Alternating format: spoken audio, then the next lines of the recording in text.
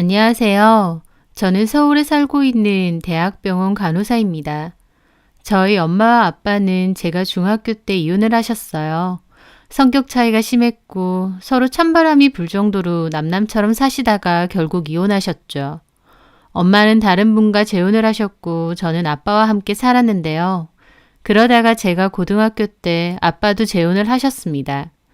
아빠 재혼하신 새엄마도 딸이 하나 있었어요. 이름은 민주였는데 성격이 밝고 착하고 해맑았습니다. 비록 같은 뱃속에서 태어난 동생은 아니지만 저와 민주는 친자매 이상으로 아주 잘 지냈어요. 특히나 민주가 저를 많이 따르고 좋아했죠. 재혼 가정이긴 하지만 아빠와 새엄마도 사이가 좋았고 저도 민주와 잘 지내다 보니 괜찮았습니다. 그러다가 저는 간호대학으로 진학을 하면서 원래 살던 고향을 떠나오게 되었습니다. 학교 졸업 후엔 서울에 있는 대학병원에서 근무를 하게 되었고요. 서울에서 자리를 잡은 저는 결혼도 하게 되었습니다. 남편은 투자회사에서 근무를 하고 있었고 친하던 선생님 소개로 만나게 되었죠. 남편은 성실하고 밝고 긍정적인 사람이었고 저희는 3년간의 연애 끝에 결혼을 하게 되었어요. 그리고 결혼한 첫 해에 아이를 가졌어요. 눈에 넣어도 아프지 않을 만큼 귀여운 저희 아들 우주요. 하지만 아이가 사랑스러운 것과는 별개로 워킹맘으로 산다는 건 쉬운 일이 아니었습니다. 병원 일에 아이 키우고 정말 눈코 뜰 새 없이 바빴거든요. 아이 낳고 1년 뒤 복직을 했는데 그때 하루가 어떻게 가는지도 모르게 정신없고 바빴던 때였죠. 제가 일을 해야 되다 보니 아이는 하루 종일 어린이집에 맡겨야 했는데 간혹 감기에 걸려서 등원을 못하거나 공휴일 같은 게 걸려서 못 보내게 되면 저만 어떻게 해야 하나 발을 동동 굴려야 했어요. 시댁이나 친정 모두 멀리 사시다 보니 도움받을 곳도 없어서 시터를 쓸 때도 있기도 했어요. 하지만 시터 구하기도 힘들고 겨우 구해도 오래 일을 안 하시는 경우도 많았습니다. 시터 비용도 만만치 않았고요. 그렇다 보니 또 저와 남편이 번갈아서 아이를 봐야 했고 하루하루가 정말 정신없고 바빴어요. 그맘때 고향에 있던 동생 민주가 올라오겠다고 했는데 저는 너무 다행이다 싶었습니다. 민주는 고향에서 가까운 대학을 다녔고 졸업 후에는 공무원 시험 준비를 한다고 했었어요. 근데 새엄마는 민주더러 공무원 시험 준비 그만하고 그냥 시집이나 가라고 자꾸 선자리 같은 걸 알아오더래요. 민주가 나이가 아직 어린데요. 그래서 민주는 저에게 서울로 올라와서 시험 준비를 하고 싶다고 했습니다. 저희 집에서 지내면서 대신 저희 아들인 우주를 자기가 돌봐주는 게 어떻겠냐면서요.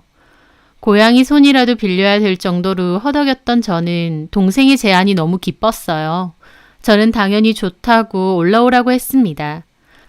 저희 아들이 어린이집에 가 있는 낮 시간 동안 동생은 자기 방에서 공부를 했어요. 그리고 아들이 하원할 때가 되면 픽업도 해주었고 그때부턴 저나 남편이 올 때까지 아이를 돌봐주었습니다. 제가 3교대라 근무 시간이 좀 들쑥날쑥한 편이었는데 동생이 저희 아이를 맡아주다 보니 얼마나 마음이 편하던지요. 당연히 남편도 찬성했습니다. 그렇게 동생이 올라와서 지내면서부터는 저도 훨씬 마음에 여유가 생기고 좋았어요. 그리고 동생과 지내는 것 자체도 재밌었죠. 쉬는 날에는 동생과 함께 맛있는 것도 해먹고 이런저런 수다도 떨게 되니 참 좋더라고요.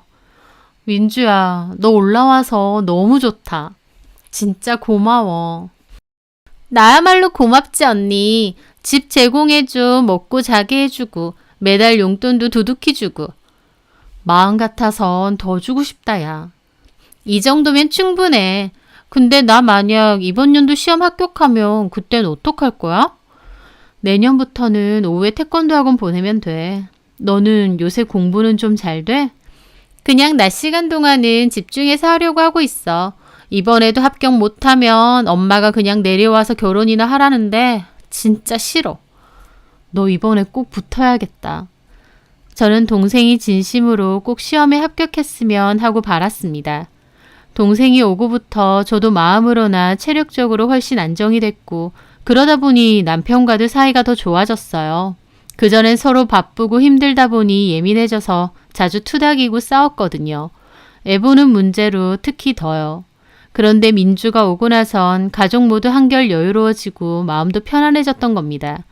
저나 남편은 하원 후 아이 돌보는 걱정에서 해소돼서 좋고 민주는 새엄마 잔소리 피해서 공부하면서 저희 집에서 지내게 되니 좋고요. 모두에게 다 좋다고 생각했습니다.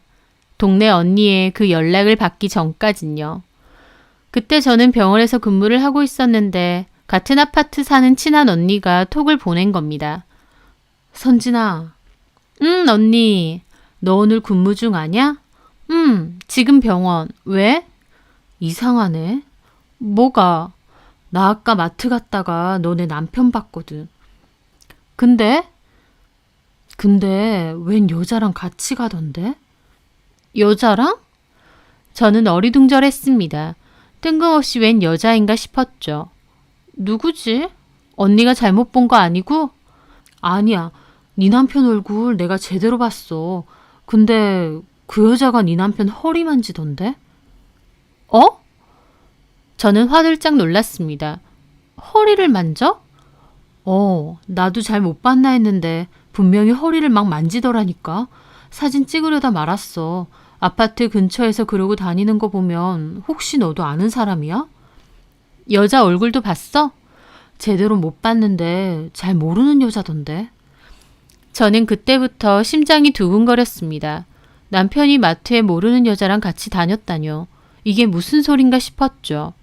그냥 오해라고 넘어갈 수 있었지만 그 순간 저는 확 찝찝했던 게 떠올랐어요. 바로 얼마 전 서랍에서 그 약을 발견한 것 때문이었습니다. 남편은 피곤하다는 이유로 잠자리가 잘 안 됐어요. 저도 피곤하다 보니 어느 순간 거의 섹스리스로 살게 되었죠. 그런데 한번 뭔가를 찾다가 서랍 제일 아래 칸에서 발기부전 치료제를 찾게 된 겁니다. 그걸 발견했을 당시에는 오히려 가볍게 넘어갔어요. 남편도 따로 고민이 많아서 나 몰래 진료를 받아본 건가 했거든요. 제가 아는 척하면 남편이 무안해할까봐 도리어 모른 척했죠. 근데 언니 얘기를 듣고 그 약이 다시 떠오른 겁니다. 저는 그날 근무를 끝내고 집으로 가서 그 약을 조심스럽게 꺼내봤어요.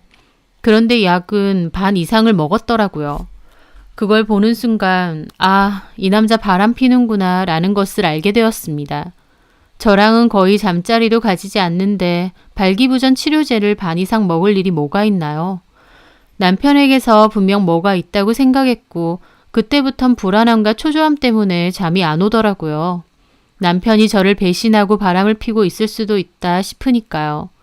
도대체 누굴까? 회사 사람? 아니면 이상한 어플 같은 걸로 만난 걸까? 머리가 몹시 복잡했습니다. 그러다가 고민 끝에 남편의 폰에 위치 추적 어플을 깔았습니다. 남편이 혹시 저 몰래 누군가를 만나고 다닌다면 어플에 남편의 위치가 나올 테니까요. 하지만 어플을 깔고 2주 가까이 지나도록 별다른 게 없었어요.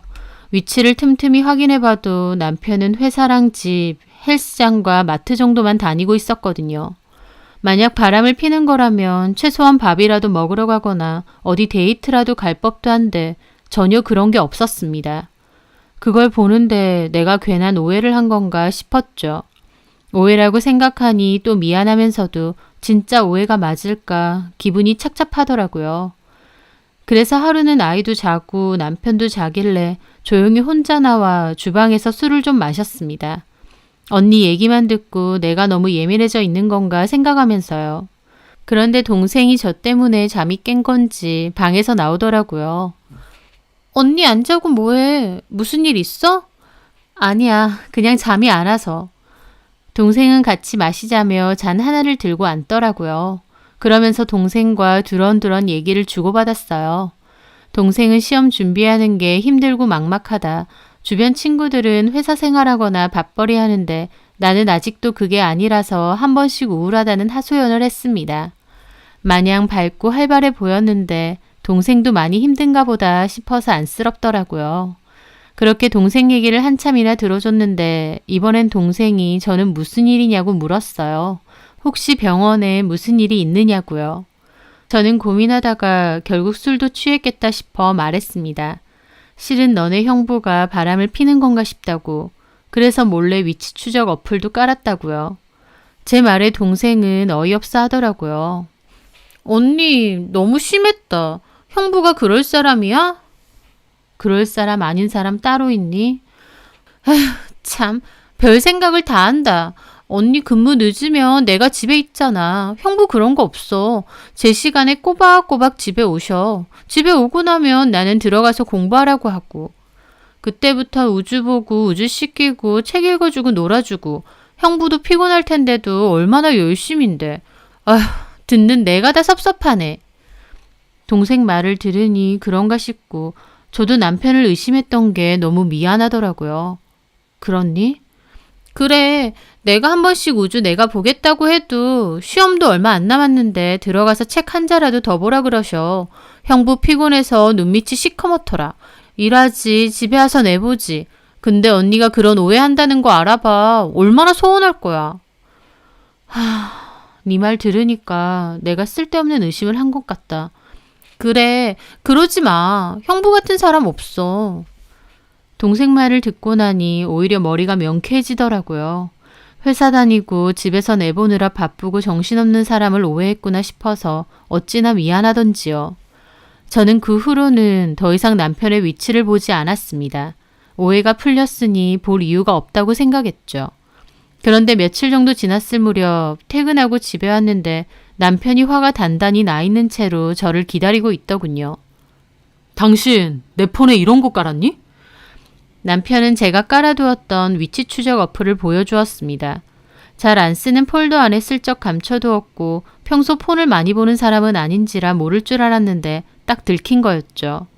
저는 바로 미안하다고 했는데도 남편은 몹시 화가 났습니다. 제가 잘못한 거니 남편 볼 면목이 없더라고요. 저 같아도 저 의심해서 몰래 그런 어플 깔아놨으면 길길이 날뛰고 화낼 것 같았거든요. 저는 눈앞에서 어플 삭제하고 진짜 미안하다고 몇 번이나 그랬지만 남편은 너무한다면서 제 사과도 안 받아주고 말도 안 섞더라고요. 더 이상 어플 안 보기로 결심했을 때 지워버릴 걸 괜히 놔뒀다가 들켰네 싶어서 후회했지만 이미 들킨 건 어쩔 수 없었습니다.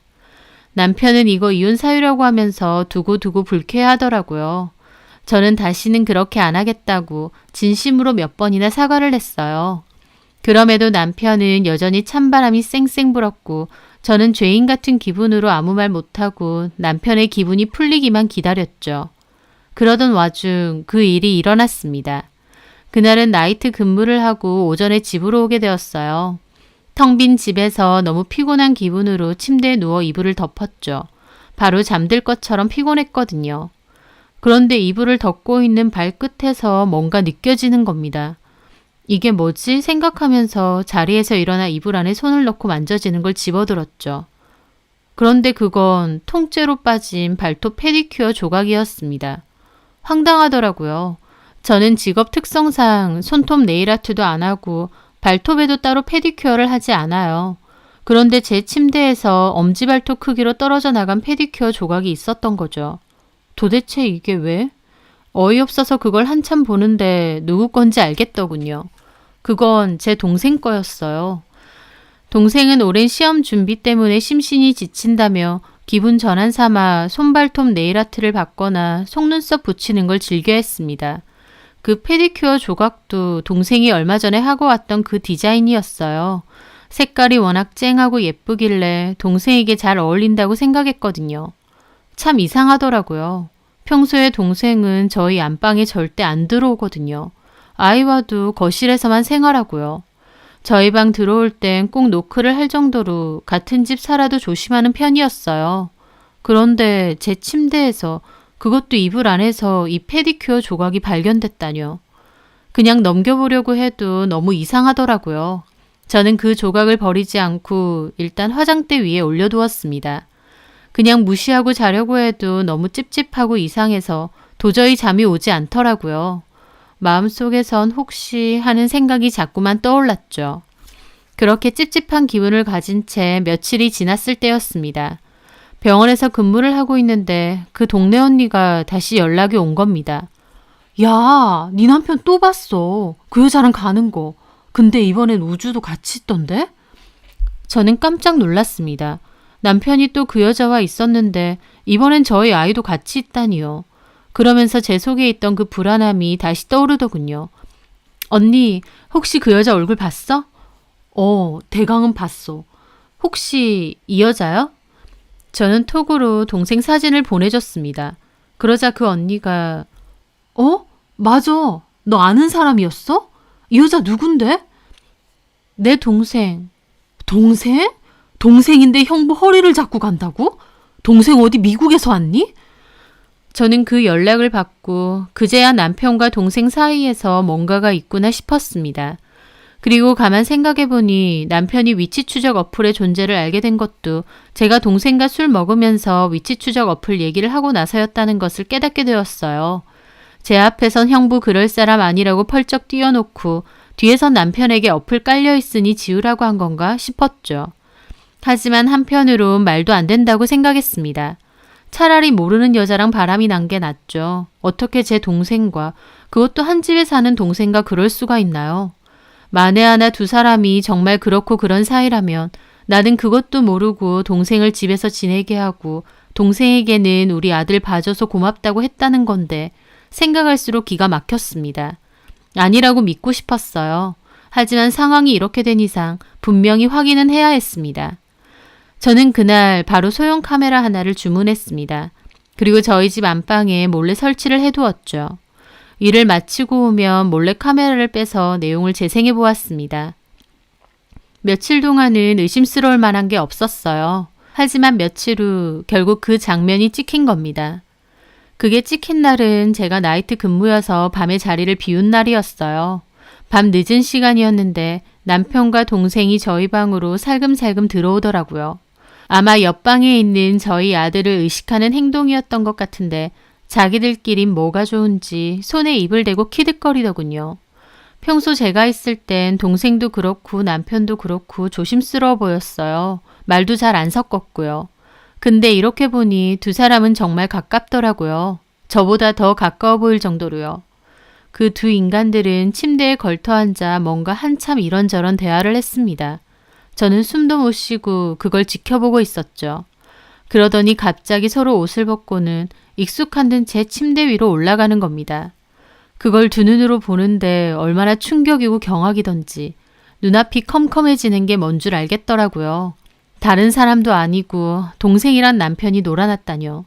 아무리 한 뱃속에서 나온 동생은 아니라지만 이건 정말 상상도 못 해본 일이었습니다. 이 구역질 나는 짓거리에 저는 정신이 아득해졌어요. 결국 화면을 꺼버렸죠. 심장이 튀어나올 만큼 뛰고 손발이 주체가 안 될 정도로 떨리더군요. 더 생각하고 말 것도 없었어요. 더 생각하고 말고 할 것도 없었어요. 저는 부들부들 떨며 동생 방으로 건너갔습니다. 동생은 아무것도 모른 채 쿨쿨 잘만 자고 있더군요. 저는 이를 갈며 자고 있는 동생 뺨을 그대로 후려갈겼어요.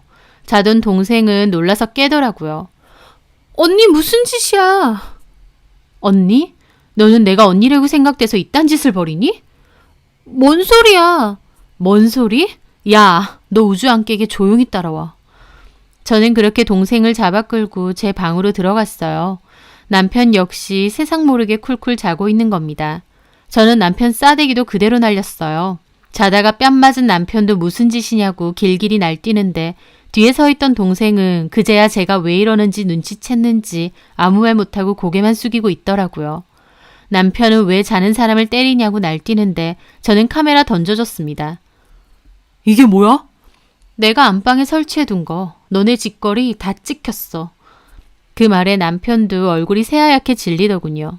니네가 사람이니? 이 짐승만도 못한 것들아? 이걸 언제... 안 들킬 줄 알았어. 바람 피는 것들은 머리도 나쁘다더니 내 집에서 그러고 있는데 내가 모를 줄 알았어? 여보... 저는 남편 머리통을 있는 힘껏 휘갈겼습니다. 그렇게 때려도 분이 안 풀리더군요. 그래놓고 터진 입이라고 어떻게 자기를 의심하냐면서 도리어 난리를 쳐? 차라리 밖에서 외간 여자랑 바람 피는 게 낫지. 이게 할 짓이니? 네 새끼 자고 있는 방 옆에서 이러고 싶디? 이 쓰레기야? 알겠는데 말로 하지 때리지는 마. 죽이지 않는 걸 고맙게 생각해. 식칼 들고 올까 하다가 간신히 참는 거니까. 저는 그리고 옆에 서 있던 동생, 아니 그녀 머리통도 그대로 휘갈겼습니다. 동생은 바닥으로 나가 떨어지더라고요. 내 앞에선 형부 그런 사람 아니라고 옹호하더니 뒤에선 위치 추적 어플 알려주고 내 침대에서 뒹굴고 뭐 이런 쓰레기 같은 년이 다 있어. 네가 그러고도 내 동생이야? 네가 날 언니라고 생각은 해? 도대체 날 뭘로 본 거니 너는? 동생은 그제야 잘못했다며 무릎 꿇고 싹싹 빌더라고요. 남편도 잘못했다고 빌고요. 그 꼴을 보는데 더 열받는 겁니다. 저는 동생 머리채 붙들고 방으로 끌고 갔습니다. 큰 소리 내지 말고 짐 싸서 당장 꺼져. 너 절대 내가 가만 안 있을 거야. 동생은 흐느끼며 울더니 짐을 느릿느릿 싸고 있더군요. 그 꼬라지도 보기 싫어서 동생 옷가지를 캐리어에 다 쳐넣었습니다. 들고 빨리 꺼지라고. 그만 쳐울고. 너 딱 기다리고 있어. 우주 때문에 지금은 이렇게 곱게 보내주는데 내가 너 다 쥐어 뜯어놓고 싶은 거 참고 있는 줄 알아. 동생이 잠옷 차림으로 쫓겨났고 저는 이번엔 다시 제 방으로 갔습니다. 그리고 이번엔 남편 짐을 쌌죠. 얼마나 화가 나던지 그때까지도 손발이 벌벌 떨리더군요. 남편은 잘못했다며 저를 말리는데 저는 확 떠밀어버리고 짐을 마저 쌌습니다. 너도 꺼져. 이 밤중에 어딜 가라고. 그럼 우주 깨어서 난리 나는 거 보고 싶어? 네 아들한테 그런 걸 보여주고 싶냐고. 제 말에 남편도 꿀먹은 벙어리가 되더군요. 아들 아는 건 또 무서웠나 봅니다. 그 면상 꼴 보기 싫으니까 들고 꺼져. 그리고 딱 기다리고 있어. 더러운 것들. 짐승만도 못한 것들. 저는 죽일 듯이 씩씩거렸고 결국 남편도 캐리어 들고 도망치듯 나갔습니다. 남편까지 나가자 맥이 풀린 저는 이불 안에 들어가서 울었어요. 아이가 혹시 깰까봐 크게 울지도 못하고 꾹꾹 삭히면서요. 어쩌다 이렇게 됐나. 이게 나한테 일어난 일이 맞는 건가 가슴을 치며 밤새도록 꺽꺽대며 울었습니다. 그 후 저는 고향에 계신 아빠와 새엄마에게도 가장 먼저 이 사실을 다 알렸어요. 동생은 저한테 쫓겨나고 바로 고향집으로 내려간 모양인데 제가 곧장 아빠에게 다 얘기했죠. 제 얘기를 들은 아빠도 기함하면서 동생 가만 안 둔다고 하는 걸 새엄마가 겨우 뜯어 말렸다고 했습니다. 그 과정에서 아빠와 새엄마도 심하게 다투셨다고 했고요. 저는 아빠에게 그 기집애 상간소송 진행할 거라고 했어요. 그걸 들었는지 새엄마 전화와서 그래도 동생인데 한 번만 봐달라며 재고 시험도 칠 거고 아직 나이도 어린데 그런 소송을 걸면 어떻게 하느냐는 겁니다. 아무리 제가 친자식이 아니라지만 참 너무하더라고요. 새엄마, 그러시는 거 아니에요. 동생이라고 믿었던 새엄마 딸이 제 남편하고 놀아났다고요. 저는 그것도 모르고 우리 애 돌봐줘서 고맙다고 밥 주고 옷 사주고 용돈까지 줬어요. 새엄마 딸 인생만 중요한가요? 저는 새엄마 딸 때문에 인생이 통째로 망가졌는데요. 조금이라도 자식 위한다면 시험 걱정할 게 아니라 자식 사람부터 먼저 만드세요. 저는 그렇게 전화를 끊었습니다. 그리고 남편에게도 이혼소송과 상간소송 건다고 전했어요. 남편은 저희 병원까지 쫓아와서 잘못했다고 우주만 생각하라며 손이 발이 되게 빌더라고요. 너 변태니? 짐승이야? 와이프 동생이랑 그러고 싶디? 생각할수록 소름 끼쳐. 미안해. 그냥 단순한 호기심이었어. 이렇게까지 될 줄 몰랐어. 호기심 같은 소리 하네. 너나 이민주 그년이나 둘 다 돌았어. 제정신 아니야. 인간이길 포기했다고. 한 번만 봐줘. 다시는 안 그럴게. 이건 그렇게 넘어갈 일이 아니야. 다른 사람도 아니고 입에 올리기도 더러워. 끔찍하다 진짜. 저는 남편을 뿌리쳤습니다. 그리고 바로 시댁에도 이 사실을 알렸어요. 그런데 시댁에서는 처음엔 오히려 저를 더 나무라는 겁니다. 그러게 왜 친동생도 아닌데 한 집에서 같이 살게 하느냐면서요. 남녀가 그러고 오래 붙어 있으면 정분 안 나겠냐는 개소리와 함께요. 참 기가 막히더라고요. 친동생 아닌 동생이랑 살면 그렇게 해도 된답니까? 자기 아들 유부남인 건 까먹었나 보죠? 결국 시댁 식구들은 정말 남이구나 다시 한번 깨달았죠. 저는 다 필요 없고 이혼소송, 상간소송 다 진행할 거라고 못 박아두었습니다. 증거 확실하니 소송 결과는 불보듯 뻔하고 양육권, 친권도 다 제가 가질 거라고 했고요. 시부모님도 처음엔 오히려 뻔뻔하게 제 탓하더니 나중에는 미안하다고 한 번만 봐주라면서 애 생각은 안 하냐고 붙잡더군요. 애 생각한다는 사람이 애 있는 집에서 그런답니까? 생각할수록 시댁 식구들까지 몽땅 상종도 못할 인간들이다 싶었어요. 저희 아빠는 그 일로 새엄마와 사이가 크게 틀어져서 결국 별거하기로 하셨어요. 저희 집에서 쫓겨나서 동생녀는 새엄마랑 둘이서 살게 됐다고 하고요. 그리고 저는 상간소송도 그대로 진행하기로 했습니다. 번갈아서 저한테 전화 오고 문자로 자꾸 잘못했다고 하는데 듣기 싫어 다 차단해버렸습니다. 남편과는 이혼소송, 상간소송 진행하기로 했는데 증거가 워낙 확실하다 보니 남편도 처음에는 변호사 구하고 대응을 하려다가 나중에는 포기하더라고요. 합의 보자고 여러 번 매달렸지만 그러고 싶지 않다고 해서 결국 최종 판결문까지 받아냈습니다. 그 소송 기간이 제가 살면서 가장 힘들었던 때였어요. 직장 생활하면서 또 아이 돌보면서 틈틈이 변호사 사무실 다니면서 소송 진행 관련 상담하고 살도 엄청 빠지고 스트레스를 너무 받아서 대상포진도 한번 왔었죠. 가끔은 그것들이 잘못했는데 왜 내가 이런 개고생을 하고 마음고생을 해야 하나, 왜 내가 이렇게 아파야 하나 눈물이 쉴 새 없이 흐를 때도 많았습니다. 무엇보다 아이에게 이루 말할 수 없을 정도로 미안했고요. 최종적으로 제가 승소를 하고 모든 소송이 마무리가 됐지만 제 마음은 참 허무하고 여전히 힘들더라고요. 결국 나에게 남은 것은 뭔가 싶었으니까요. 남편과 이혼하고 동생 잃어버리고 배신당하고 생각할수록 정말 지치고 비참했죠. 하지만 그렇다고 다시 돌아간다 한들 참고 넘어갈 수 있는 일도 아니었습니다. 저를 가장 힘들게 한 건 자책이었어요. 이렇게 될 줄은 모르고 동생을 집에 오라고 한 거요. 동생을 믿었고 남편도 믿었어요. 그 바보 같은 순진함이 결국 일을 이렇게 만든 건가, 원인은 내가 제공한 건가 라는 생각 때문에 특히 더 힘들더라고요. 그래서 저는 그럴 때마다 제 마음을 자꾸만 다잡았습니다. 동생 집으로 불렀다고 무조건 바람 피우는 것도 아니고 그것들은 그럴만해서 그런 거다. 언제고라도 나를 배신할 것들이다 라면서요. 내 잘못이 아니다라는 걸 정말 수도 없이 상기하고 또 상기했습니다. 가족에게도 남편에게도 배신당했는데 저까지도 저를 미워하고 다그치면 너무 슬프잖아요. 한 치 앞도 모르는 게 사람 인생이고 제가 이렇게 될 줄 알았나요? 그때는 그게 최선인 줄 알았던 거였죠. 내 잘못 아니다. 배신하고 바람핀 그것들이 찢어 죽일 것들이고 밟아 죽일 것들이다. 그렇게 생각하기로 했습니다. 그리고 나는 내 나름대로 이 역경을 잘 견뎌낸 거다. 독하게 마음먹고 잘 버틴 거다라며 저를 많이 다독여 주었습니다.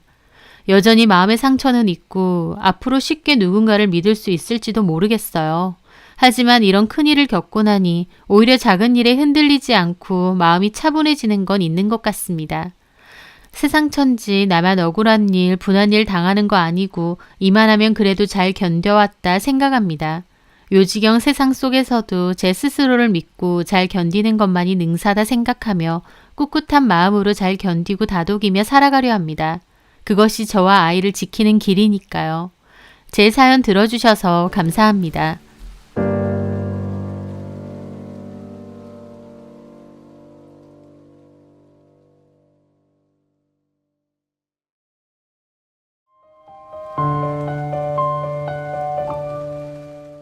안녕하세요. 한 치 앞도 모르는 게 사람 인생이라는 말이요. 저는 그 말을 여실히 제 경험으로 느낀 사람입니다. 정말 사람 일 어떻게 될지 모르기 때문에 지금 잘 나간다고 경거망동할 필요도 없고 지금 어렵고 힘들다고 너무 기죽어 있을 필요도 없지 않나 싶어요. 좋은 때가 있으면 나쁜 때도 있기 마련이고 또 나쁜 때가 있으면 언젠가 해뜰 날이 생기기도 하니까요. 8년 전쯤 저희 집은 몹시 나쁜 때였습니다. 남편이 다니던 회사가 대표의 횡령 및 투자금 관련 문제로 일순간 망하게 되었거든요. 남편은 갑자기 실직자가 된 거였죠. 그런데 그 시기가 참 안 좋았었어요. 저라도 일을 하고 있었으면 좀 나았을 텐데 저 역시도 그때 일을 그만둔 상태였거든요. 몸이 약해서 임신이 좀 힘들게 된 편이었는데 제가 당시에 다니던 회사의 업무 강도가 너무 센 편이었습니다. 야근도 많고 외근도 엄청 잦았고요. 임신 후에도 무리를 해서 일을 계속하다가 하마터면 유산이 될 뻔한 적이 있었어요. 병원에서는 제가 경부 길이도 짧은 편이고 몸도 약한 편이다 보니 웬만하면 활동을 자제하고 계속 쉬어야 된다고 했고요. 회사에서는 휴직을 앞당겨 줄 수 없다고 했고 그래서 결국 남편과의 상의 끝에 회사를 퇴직하게 되었습니다. 힘들게 얻은 아이인데 포기할 수가 없었거든요. 아이 출산 후 1, 2년 정도 키우고 나서 어린이집에 보낼 때쯤 저도 다시 일을 해야겠다 마음 먹었죠. 그런데 그 사이에 남편까지 갑작스러운 실직을 당하게 된 겁니다. 대출금에 생활비에 매달 나가야 되는 돈은 고정인데 수입이 없게 된 거였죠. 참 막막하더라고요. 이제 아이까지 태어나면 돈 들 일은 더 많아질 텐데 어쩌나 싶었습니다. 남편은 다른 직장을 급히 찾아보겠다고 했지만 쉽지는 않았고 결국 급한 대로 택배 상하차 아르바이트를 하게 되었어요. 일을 구할 때까지는 이렇게 해서라도 돈을 벌겠다고 하면서요. 그런 남편이 참 고마우면서도 안쓰러웠습니다. 몸쓰는 일을 해본 적이 없다 보니 온몸이 성한 데도 없었고 잘 때는 끙끙 앓을 정도로 몸에 부처 있어요. 딱히 시댁이나 친정의 도움받을 여건도 마땅치 않아서 더 안타까웠죠.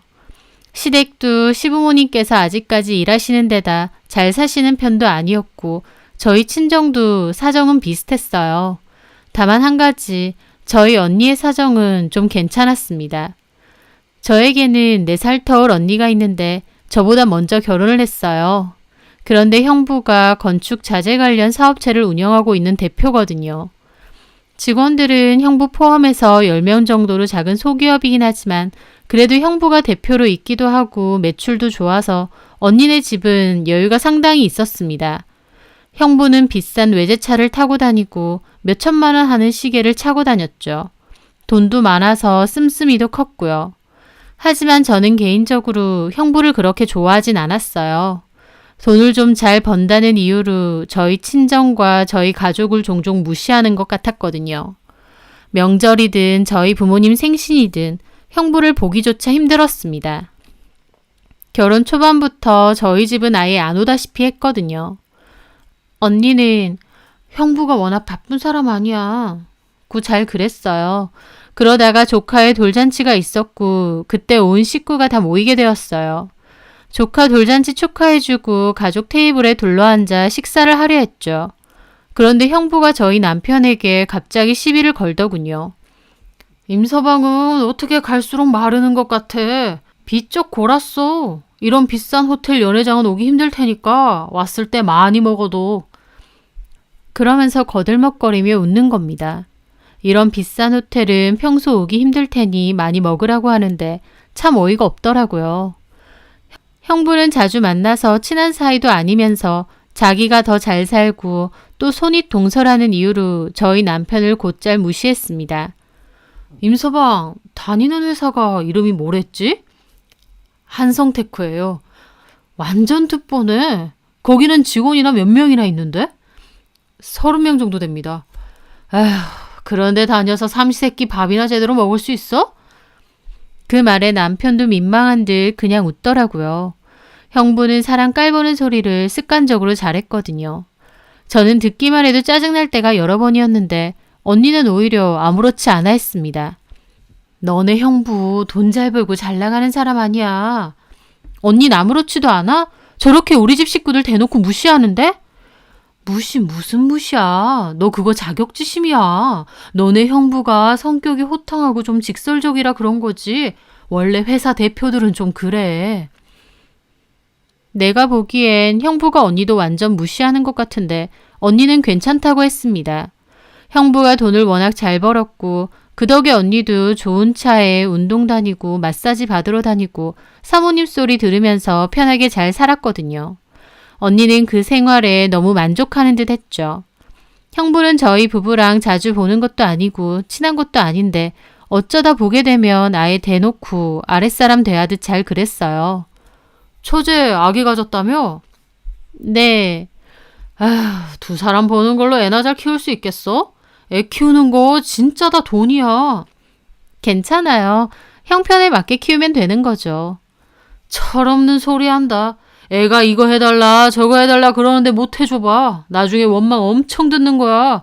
나는 그래서 돈 없으면 애는 안 낳아야 된다고 봐. 저는 어이가 없었죠. 저희 남편도 불쾌해 보이고요. 저희가 기막혀서 대꾸 안 해도 혼자서 잘도 떠듭니다. 나중에 애 낳고 나면 언니한테 육아용품 쓴 거 다 챙겨달라 그래. 괜히 기분 낸답시고 쓸데없이 돈 들여서 또 사지 말고. 없는 살림에 기분 낸다고 사대면 지금도 개털인데 더 개털된다? 우리는 진영이 키우는데 쓴 거 다 좋은 거 비싼 걸로만 샀으니까 그런 거 다 받아가라고. 형부의 말에 언니도 옆에서 맞장구를 치더라고요. 말 안 해도 내가 다 모아놨어. 너 형부한테 고맙다 그래. 우리 덕에 처제네는 애 거저 키우겠네. 육아용품 일부러 다 챙겨주는 건 고맙지만 형부의 무시하는 말투를 듣자 하면 그깟 거 필요 없으니 안 받는다는 말이 목구멍까지 올라왔어요. 참 볼 때마다 하나부터 열까지 재수탱이다 싶었지만 정작 같이 사는 언니는 불만 없이 살고 또 왕래 자체가 별로 없다 보니 별다른 상관은 없었습니다. 그런데 하루는 언니가 전화가 왔어요. 저희 남편이 실직 후 상하차 아르바이트 하는 것을 언니도 알게 됐거든요. 제부 요새 상하차 아르바이트 그런 거 한다며? 일자리도 구하고 있긴 한데 마땅한 자리가 없어서 그 일 하고 있어. 그거 많이 힘들다던데. 안 그래도 온몸이 안 아픈 데가 없나 봐. 파스도 엄청 쓰고. 나도 보고 있음 안쓰러워. 형부한테 물어볼까? 혹시 형부네 회사에 자리 있는지? 언니의 마음은 고마웠지만 저는 그냥 거절했습니다. 아니야. 일했던 분야도 아예 다르고 우리 남편이 형부네 회사서 무슨 일을 하겠어. 일이야 배우면 되지. 괜찮아. 지금 이력서 여러 군데 내놨으니까 연락 오면 면접 보러 갈 거야. 하지만 며칠 뒤 형부가 남편에게 연락을 했어요. 동서지간이라도 번호만 알지 개인적으로 연락하는 일은 아예 없었는데 남편에게 갑자기 전화가 온 거였죠. 임서봐, 우리 회사에 자리 하나 마련해 줄 테니까 와서 일해. 힘들 때 돕는 게 또 가족 아니겠어? 남편은 형부의 제안에 고민했습니다. 상하차 일을 무리해서 하다가 허리까지 삐끗하는 바람에 또 한동안은 일을 하기가 힘들었거든요. 하지만 남편에게 저는 단호하게 가지 말라고 했어요. 자주 안 보는데도 대놓고 무시하는 성격인데 밑에서 일하면 얼마나 더 심할까 싶었거든요. 하지만 남편은 이력서 낸 곳들에서 연락도 안 오고 취업도 쉽지 않은데 가볼까 싶어 하더라고요.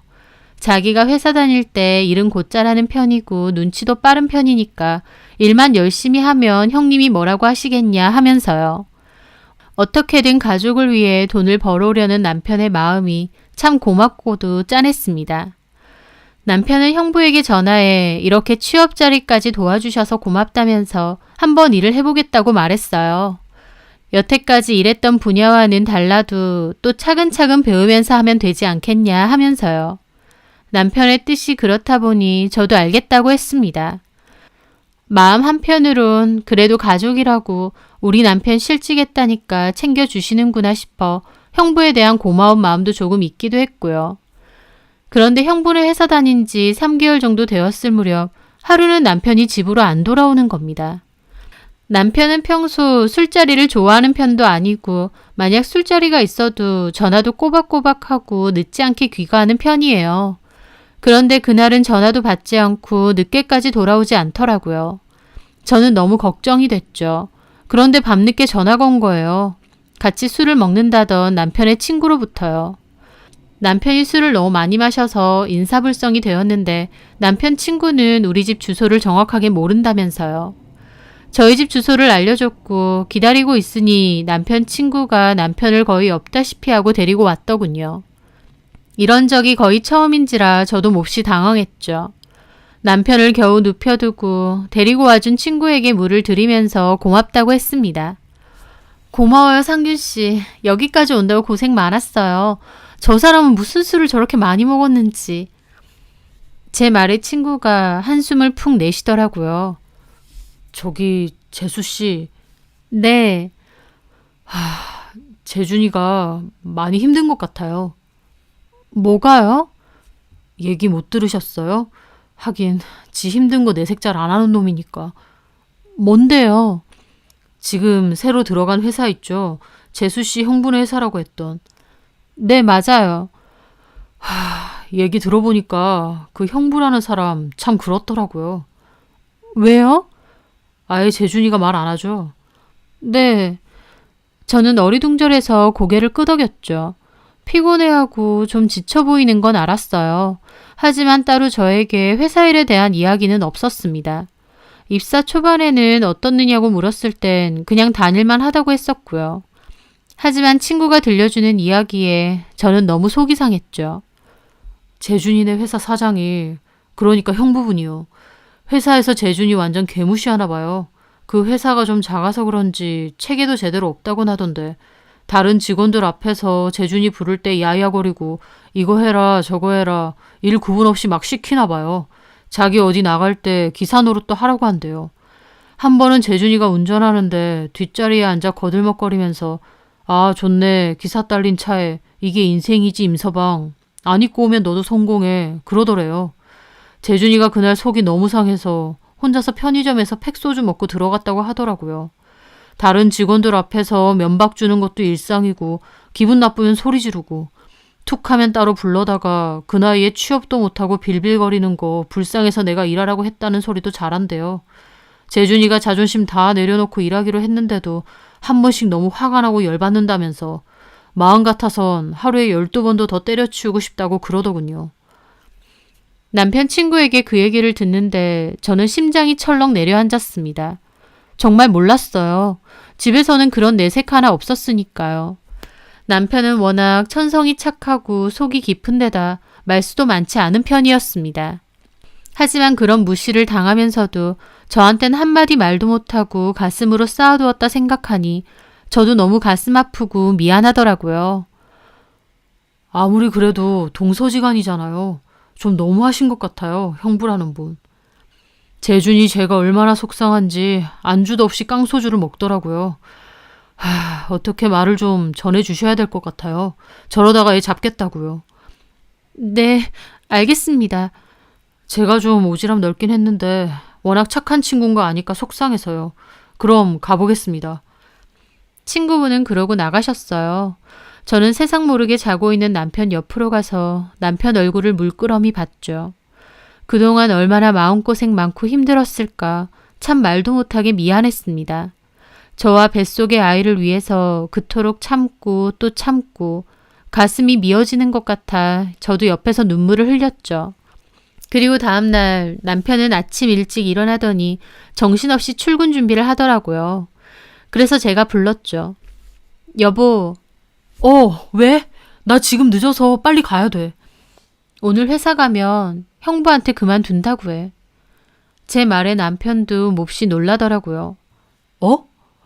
그딴 회사 다니지 마. 그리고 내가 조금씩이라도 집에서 일할 수 있어. 자기 새로운 회사 구할 때까진 일단 집에서 좀 쉬어. 무슨 소리야? 어제 상균 씨한테 얘기 다 들었어. 형부가 당신 완전 개무시한다며. 인격 모독적인 말도 많이 하고. 그 말에 남편도 당황하더라고요. 상균이 그 자식은 왜 그런 말을. 섭섭하다. 친구한테도 하는 말을 정작 와이프인 나한테는 왜 못해? 당신 홀몸도 아닌데 걱정하잖아. 그래도 나한테 얘기했어야지. 오늘 가서 말해. 이제 그만 다닌다고. 어떻게 그래. 이제야 일 좀 익숙해지고 있는데. 당신 속으로 골병 드는 것보다 나아. 차라리 몸이 힘든 게 낫지. 형부도 진짜 너무한다. 이왕 취업시켜주기로 했으면 좋은 마음으로 일 가르쳐주고 일 다니게 하면 되지. 당신한테 그런 갑질이나 해? 참 진짜 너무하네. 남편은 한숨을 푹 내쉬더라고요. 내가 상균 씨한테 들은 거 이상으로 형부가 당신한테 막대하지? 안 봐도 비디오야. 당신이 별 문제 없이 회사 잘 다닌다고 했을 때 형부 성격에 그럴 리 없다는 걸 알았어야 되는데. 참을만 해. 그리고 당장 취업 자리도 쉽지 않고. 아니야. 참지 마. 뭐하러 참아. 막말로 형부네 회사가 엄청 잘 나가는 대기업도 아니고 그렇다고 연봉을 대단하게 주는 것도 아니고 연봉도 완전 쥐꼬리에 허구한 날 야근해. 주말 특근까지. 됐다 그래. 그 정도 회사는 마음만 먹으면 지금도 얼마든지 갈 수 있어. 어디서 사람을 그따위 취급하고. 오늘 가서 말해? 아니면 오늘 가지 말던가. 어떻게 그러냐. 일단 나 출근부터 할게. 나중에 와서 얘기해. 그렇게 남편은 헐레벌떡 가방을 챙겨 나갔습니다. 그 뒷모습이 참 마음 아프기도 하고 저희의 상황이 갑갑하기도 하더라고요. 저는 곧장 언니에게 전화를 걸었습니다. 언니, 진짜 형부 너무한 거 아니야? 갑자기 뭔 소리야? 저는 언니에게 지난날 남편 친구에게 들었던 이야기를 다 해주었습니다. 하지만 저희 언니는 도리어 저를 타박하더라고요. 야, 너 그렇게 말하면 안 되지. 기껏 형부가 생각해서 일자리까지 도와줬는데 회사 생활하면서 대표가 몇 마디 했다고 이게 그렇게 화낼 일이니? 일 가지고 몇 마디 한 게 아니라 하대하고 인격적으로 모욕을 준다잖아. 모욕이라니. 내가 들어보니 별말도 아니구만. 사람들 앞에서 욕하고 꼽주고 잡일시키고 기사노릇 시키는 게 그게 별말도 아니야? 일하는 건데 어떻게 좋은 것만 골라서 해. 임서방도 그렇게 안 봤는데 참 사람이 그렇네. 찬밥 더운 밥 가릴 처지야? 뭐? 기껏 생각해서 일자리 소개시켜줬더니 실은 관둬. 챙겨줘도 난리야. 관둘 거야. 오늘 그만둔다고 말하라고 했어. 그러던지 니네가 아직 덜 급했나 보다. 언니는 그러면서 전화를 끊어버렸습니다. 참 속상하고 서운하더라고요.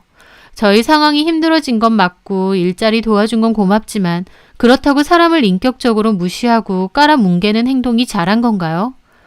그날 남편을 생각하니 참 마음이 아프고 힘들더라고요. 그날 저녁 남편이 좋아할 만한 음식을 준비해놓고 있었어요. 남편이 퇴근하고 왔고 저희는 식사를 하면서 얘기를 했죠. 오늘 얘기했어? 그만둔다고? 에휴, 어떻게 그래.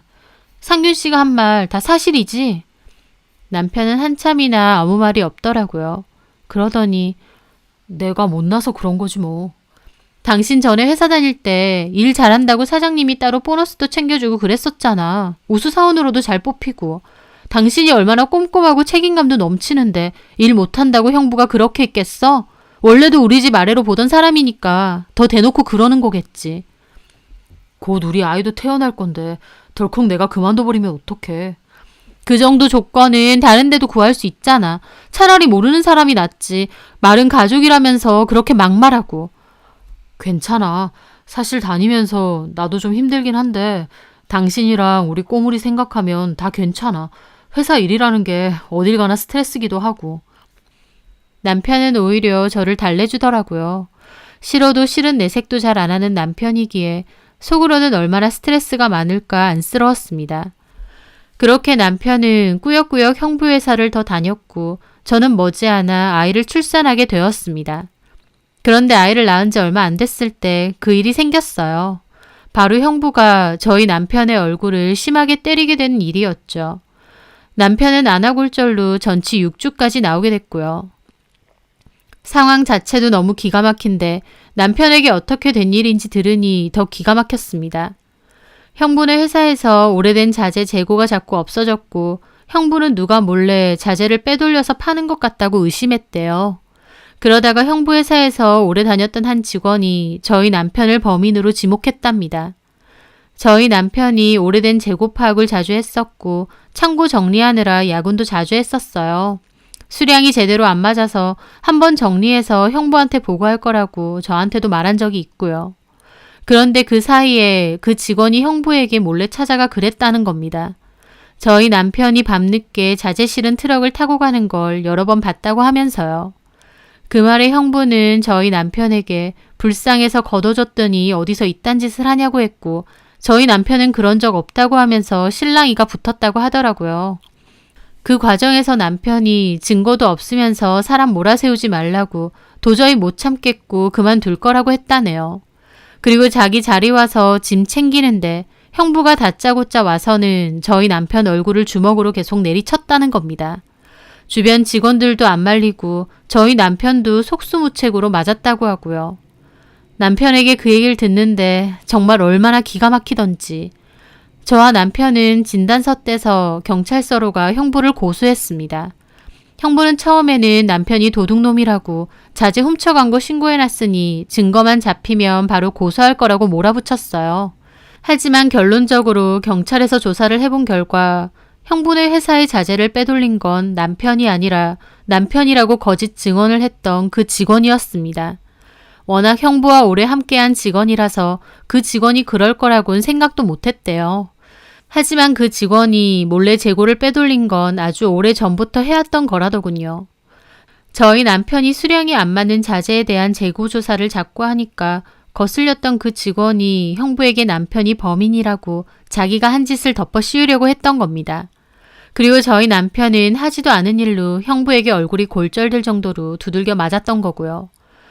저는 형부가 너무 괘씸해서 합의도 해주지 말자고 했어요. 하지만 언니나 형부가 그 사이에 진절머리 나게 전화를 해대더군요. 오해가 있었고 풀렸으면 됐잖아. 너 이제 애도 있는데 심보 그렇게 못되게 쓰지 마. 심보는 누가 못되게 썼는데. 그래서 기어코 합의 안 하고 너네 형부 콩밥이라도 먹여야 속이 시원하겠니? 잘못했으면 콩밥 먹어야지. 진짜 못됐다 너. 그 다음엔 형부가 저희 집에 아예 찾아오기까지 했어요. 저는 애랑 둘이 집에 있었는데 문 안 열어주니까 전화가 또 오더라고요. 집에 있으면서 왜 문을 안 여는 거야? 형부 같으면 문 열어주고 싶겠어요? 처제 말 참 섭섭하게 하네. 내가 무슨 범죄자야? 가만히 있는 저희 남편 얼굴을 그렇게 만들어놨는데 저희 입장에선 달리 보이지 않겠어요? 뭐라고? 말 다 했어? 참나, 진짜 너무하네. 이래서 머리 검은 짐승은 거두는 거 아니라더니. 저는 그 말에 코웃음이 났죠. 누가 누굴 거뒀는데요? 맞잖아. 직장도 없이 빌빌거리길래 우리 회사 들어오게 해주고 월급 주고. 근데 내가 실수 좀 했기로서니 이런 식으로 군다고? 형부는 뭐가 잘못됐는지도 모르시네요. 저희 남편한테 미안하기는 하세요? 그 말에 형부가 허 하며 비웃더라고요. 처제, 됐다 그만하자. 합의해주는 걸로 너네가 갑자기 무슨 갑이라도 되는 줄 알아? 뭐라고요? 갑이요? 그래, 없이 사는 것들이. 준다고 할 때 합의금 넉넉히 받아. 집도 무슨 거지 같은 데 살면서. 형부는 그렇게 전화를 끊었고 저는 뒷목을 잡았습니다. 정말 끝까지 반성도 없고 사과도 없고 너무 괘씸해서 저는 끝까지 합의를 안 해주려고 했어요. 형부나 언니나 미안하다는 그 말 한마디가 하기 싫어서 뻗대는데 정말 끝까지 너무하더군요. 그런데 제 결심과는 상관없이 남편은 저 몰래 합의를 해주었습니다. 알고 보니 저희 부모님이 남편에게 전화해서 좀 봐주라고 합의해주고 적당히 넘어가 달라고 하셨대요. 큰 사이 범죄자 만들 수는 없지 않냐면서 가족끼리 너무 그러지 말라고 하시면서요. 저는 합의 없다고 완강하게 나오니 저희 부모님이 먼저 남편에게 전화하셨고 설득을 했다는 겁니다. 남편도 장모님, 장인어른까지 그러시니까 결국 합의금 받고 취하했다고 했습니다. 합의가 다 끝난 뒤 저한테 합의금을 주며 얘기해 주더라고요. 저는 저희 부모님한테도 전화해서 따지려고 했는데 남편이 자기는 괜찮으니 이제 그만하자고 했습니다. 아무리 그래도 가족인데 자기도 마음 편하진 않았으니까 이쯤에서 그냥 덮고 지나가자고요. 합의금은 저한테 주면서 잘 들고 있으라고 했어요. 그날 얼마나 속상했는지 모릅니다. 친정 부모님도 정말 너무한다 싶더라고요. 물론 저희 부모님 입장도 머리로는 이해합니다. 언니가 내내 앓는 소리하고 큰 사이 범죄자 만들 수 없으니까 저희 남편을 설득하실 수도 있었겠죠. 하지만 저희 입장에선 언니네도 그렇고 부모님에게도 참 서운하더군요. 제대로 된 사과도 못 받고 등 떠밀려서 합의를 해준 게 너무 원망스러웠습니다. 그 일을 계기로 언니와는 아예 연락을 끊게 됐고 친정 부모님과도 연락을 거의 안 하게 되었어요. 저에게는 그 일이 아주 큰 상처였거든요. 그 후로 천만다행으로 저희 집 사정은 조금씩 풀리기 시작했습니다. 남편은 굉장히 좋은 조건으로 이직에 성공하게 되었거든요. 예전에 실직했던 회사들보다 훨씬 크고 조건도 좋았죠. 남편은 즐거운 마음으로 그 회사를 다녔고 회사에서도 인정받으며 지내는 것 같았어요. 저희 아이도 건강하게 잘 커주었고 아이가 3살이 됐을 무렵 저도 일을 시작하게 되었습니다. 전 직장 동료 언니가 회사를 열게 되면서 오픈 멤버로 함께 일을 할 수 있게 되었거든요. 남편에 이어 저도 일을 했고 그 당시 남편이 취미로 사두었던 주식이 크게 오르면서 여윳돈도 많이 생기게 되었어요. 저희는 집도 작은 빌라에서 큰 평수의 아파트로 이사를 하게 되었고 남편은 주식에서 번 돈으로 제 차도 바꿔주었습니다. 남편과 저 매일이 바쁘고 정신은 없었지만 마음만은 너무 행복하고 좋았습니다. 예전에 돈이 없어서 그렇게 아등바등하고 이제 곧 우리 꼬물이도 태어날 텐데 어떻게 살아야 하나 눈앞이 캄캄했었는데 열심히 살다 보니 좋은 날이 오는구나 싶더라고요. 그때까지도 언니는 아예 연락을 끊었었고 친정 부모님과는 기념일 정도에만 간간히 연락을 했었어요. 엄마는 저한테 그 일 가지고 아직도 꿍하니 하셨지만 저는 속이 좁아서 그런지 앙금이 쉽게 사라지지 않더라고요. 하지만 간간히 엄마를 통해서 궁금하지도 않은 언니의 근황을 듣게 되었습니다. 저희 집은 조금씩 살림살이가 풀리고 있었는데 도리어 언니 집은 갈수록 안 좋아지더군요. 형부가 무리해서 다른 사업을 해보겠다고 나섰다가 제대로 말아먹었다고 했거든요. 엄마에게 그 얘기를 들었을 때도 저는 시큰둥했습니다. 돈 많다고 맨날 뻐기던 사람 아냐. 어련히 알아서 하겠지. 나 안 궁금해 언니네 어떻게 사는지. 얘기 안 해주셔도 돼요 엄마. 너는 그래도 동생인데 어떻게 그러니? 내가 듣는다고 해서 뭐 도와줄 게 있는 것도 아니고 각자 사는 거지 뭐. 알아서 안 하겠어? 너네 언니는 하루가 멀다고 죽겠다고 그러는데 그렇게 안 좋다고? 그래. 몰라요. 어쨌든 나 지금 좀 바빠서요. 하율이 사진 좀 보내줘. 알겠어요. 그럼 끊을게요. 저는 그렇게 돈 많다고 뻐기고 자기는 성공한 사업가니 어쩌니 하더니 참 꼴 좋다 싶었어요. 하지만 그때까지만 해도 형부네 사업이 그렇게까지 심하게 망한 줄은 몰랐습니다. 원래 부자들도 앓는 소리 잘하니까 그냥 좀 휘청이는 정도로만 알고 있었죠. 하지만 시간이 지나고 엄마에게 다시 언니네 집 얘기를 들었을 땐 형부네 사업은 이미 쫄딱 망한 뒤였습니다. 빚을 감당 못해서 형부의 회사를 헐값에 매각까지 했다는 겁니다. 그 얘기를 듣고 나선 저도 적잖이 놀랐죠. 상황이 그렇게까지 안 좋아진 건가 싶고요. 나중에야 듣게 됐지만 형부는 빚쟁이들한테 쫓겨서 집까지 나갔다고 했습니다. 언니는 조카랑 친정에서 지낸다고 했고요. 부자는 망해도 3대는 간다는데 어떻게 그렇게까지 망하나 싶었죠. 빚쟁이들이 저희 부모님 집까지 쫓아와서 언니를 괴롭힌다고 했어요. 그 때문에 언니는 서류상 이혼까지 해야 했고요. 그러다가 엄마 폰으로 언니에게 전화가 왔습니다. 집으로 좀 와줄 수 있냐고요. 6년이나 인연 끊고 산 언니지만 그래도 언니기에 저는 집으로 갔습니다. 오랜만에 본 언니는 얼굴도 너무 상하고 얼굴도 엄청 고단해 보이더라고요. 6년 전 저나 남편을 깔볼 때는 참 얄미웠지만 이제 와서 힘들어진 언니를 보니 마음이 말할 수 없게 착잡했습니다. 언니는 씁쓸하게 웃으며 말하더군요. 이사 갔다며? 아파트로. 좀 됐어. 너 이사 가는데 언니가 뭐 해준 게 없었네. 미안해. 나도 너무 정신이 없어서. 뭘 해주긴. 이사 간 지가 언젠데. 언니는 깊은 한숨을 내쉬더라고요. 많이 힘들어? 너네 형부가 뭐에 씌인 건지. 원래 하던 사업이나 잘하면 되는데 갑자기 호텔 사업 해볼 거라면서 빚까지 내서 끌어쓴 거야. 그런 일 해본 적도 없는 사람이 동업자 말에 꼬여가지군. 근데 알고 보니까 그 동업자란 사람 순 사기꾼이고 내가 그렇게 말렸는데 너네 형부가 내 얘기 콧등으로라도 듣니? 이제 와서 이런 얘기 다 무슨 소용이겠어. 결국 이렇게 됐는데. 저도 한숨이 나왔습니다. 너 아까 보니까 차도 좋은 걸로 바꿨더라. 아, 하율 아빠가 내 차 너무 오래됐다고 해서. 엄마한테 들으니까 제부 옮긴 회사도 잘 다니고 주식으로 돈도 꽤 벌었다며? 뭐 좋겠네. 이제 와서 하는 말인데 그때 미안해. 너나 제부한테. 됐어. 지난 일인데 뭐. 저기 있잖아. 혜연아. 응? 언니는 한참이나 망설이더니 말을 하더라고요. 실은 목요일 저녁에 너네 형부 여기에 잠깐 들르기로 했거든. 형부가? 빚쟁이들한테 쫓겨다닌다며. 그래서 몰래 오는 거야. 근데 혹시 돈 좀 빌려줄 수 있니? 돈? 많이도 필요 없어. 한 500. 아니 300이라도. 너네 형부 지금 숨어서 지내는데 돈이 좀 필요한가 봐. 저는 한숨이 절로 나왔습니다. 허세가 많아서 몇백짜리 양주도 잘만 마시던 형부가 이제는 몇백이 없어서 도망다니는 처지에 몰래 돈을 구하러 와야 된다니요.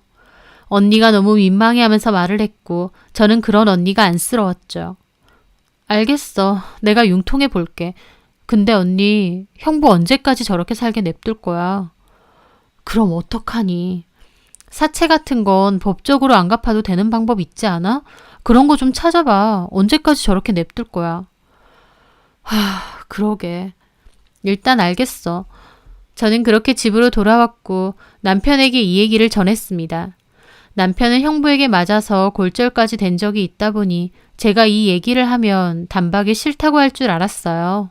하지만 제 예상과 달리 알겠다고 하더라고요.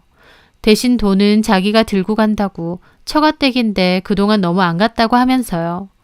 저는 그 말을 언니에게 전했고 친정 부모님도 오랜만에 저와 남편, 아이까지 가는 거다 보니 반가워하셨어요. 그렇게 남편은 돈을 뽑아왔고 오랜만에 저희 친정에 가게 되었죠. 늦은 시간에 언니는 형부와 톡을 계속 주고받는 듯 했고 형부는 집 비밀번호를 누르고 들어오더라고요. 그렇게 형부가 집으로 들어오는데 6년 만에 본 형부는 정말 10년은 늙어 보였습니다. 예전에는 덩치도 크고 얼굴에 기름기도 많고 비싼 시계를 차고 다녔었는데 그때 본 형부는 살은 다 빠져있고 머리도 까치집에 옷도 엄청 허름해져 있더라고요. 언니는 형부를 보고 살이 더 빠졌다고 울먹거렸죠. 언니가 밥 먹고 가랬는데 형부는 여기 오래 못 있는다고 그것들이 기막히게 찾아온다고 그랬습니다. 밥 먹을 시간 없어. 돈은? 그때 저희 남편이 형부에게 갔어요. 잘 지내셨어요, 형님. 형부도 저희 남편을 보더니 흠칫 놀라더라고요. 그리고는 부끄러운지 고개를 숙였습니다. 남편은 가방에서 돈을 꺼내 형부에게 드렸어요. 이거 저희도 주식이랑 예적금으로 묶여 있어서 500 정도 융통이 되더라고요. 근데 계속 이렇게 도망 다닐 수도 없고 무슨 방법이 없는지 저도 좀 알아볼게요. 몸 조심하시고요. 남편은 조심스럽게 그렇게 말했는데 갑자기 그 돈 봉투를 보더니 형부가 흐느껴 우는 겁니다. 그러더니 갑자기 무릎을 꿇고 저희 남편에게 미안하다고 울기 시작했어요. 저나 남편이나 몹시 당황했습니다. 솔직히 저는 형부가 왜 500밖에 안 되느냐고 할 줄 알았어요. 6년 전 형부의 성격을 아니까요. 하지만 형부는 미안하다고 무릎을 꿇고 꺼이꺼이 울더군요. 그때 자네 얼굴 때리고 무시해서 미안해. 이렇게 될 줄 알았으면 자네한테 잘하는 건데. 형부는 눈물 콧물 다 흘리면서 엎드려 우셨고 저희 남편도 그런 형부를 위로해 주었습니다. 그 모습에 저희 언니도 미안하다며 울었고 저도 눈물이 나더라고요. 한때는 너무 괘씸하고 얄밉긴 했지만 그렇다고 언니네가 이렇게 망하길 바란 건 아니었으니까요. 그렇게 형부는 미안하다고 이 돈은 무슨 일이 있어도 갚겠다고 했어요. 그리고는 급하게 돈을 챙겨 나갔죠. 언니도 울고 조카도 울고 저나 남편도 심란한 기분으로 집으로 왔습니다. 가는 길에 남편이 그러더군요. 실은 나 여기 온다고 한 거 좋은 마음 아니었어. 형님 제대로 망했다고 하니까 어디 그 꼴 좀 보자는 마음도 있었어. 나 그렇게 무시하더니 얼마나 망했을까 궁금했거든. 근데 막상 형님 보니까 마음이 안 좋아. 이러나 저러나 어쨌든 나 그때 불러주는 데 없었을 때 형님 회사에서 도움받은 건 맞잖아. 그 후가 어떻게 됐든 그건 진짜 고마웠거든. 남편은 착잡한 얼굴로 그렇게 말을 했어요. 참 별도 없다. 자재 빼돌린다고 의심받아서 그렇게 맞아놓고. 그땐 참 속상했지. 내 딴에는 잘하려고 노력한 건데 오히려 의심만 사고. 그때 형님이 나 무시한 거 솔직히 나도 열받아. 근데 그렇다고 해서 저렇게 망했으면 하고 바란 적은 없거든. 계속 저렇게 도망 다니실 수도 없고 무슨 방법을 찾아야지. 저는 남편의 얼굴을 물끄러미 봤습니다. 참 착한 사람이랑 결혼을 했구나 싶더라고요. 회사 다니는 내내 그렇게 인격 모독적인 말을 듣고 다니고 마지막엔 폭력까지 당했음에도 형부를 도와주고 이해하려고 하는 내 남편. 참 고맙고 미안하기도 했습니다. 그 후 언니는 아르바이트 일을 하며 여전히 친정에서 함께 살고 있어요. 형부랑은 간간히 연락하나 본데 한 번씩 그렇게 찾아오면 보는 것 같더라고요. 힘들어하는 언니에게도 말해주었죠. 터널은 언젠가는 끝이 난다고요. 지금은 힘들고 막막해도 또 좋은 일이 있을 수도 있으니까 꿋꿋이 열심히 살자고 했습니다. 검은 머리 짐승은 거두는 거 아니라며 일갈했던 형부. 6년이 지난 뒤 그 초라한 모습으로 나타났을 때 참 인생이란 한 치 앞도 알 수 없구나 다시 한번 느끼게 됐어요. 내가 상황이 좋을 때 주변을 둘러볼 줄 알고 또 내가 상황이 안 좋을 때 언제든 다시 좋아질 수 있다는 희망과 함께 살아야겠다는 생각을 다시 한번 하게 됐습니다. 제 사연 들어주셔서 감사합니다.